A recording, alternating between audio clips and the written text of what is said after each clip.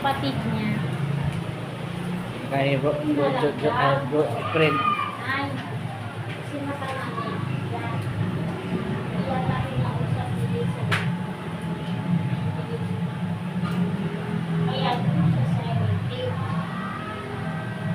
Ano yan eh. So, di ba paano? Saan siya ilagay? Doon sa relatives yan.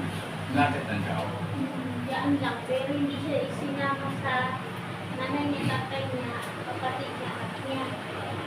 Kasi yung lupa na yun, umiari kapatid niya. Iba pag 5 years ka na, pwede na yung ipasok dito kasi ito na yung diba?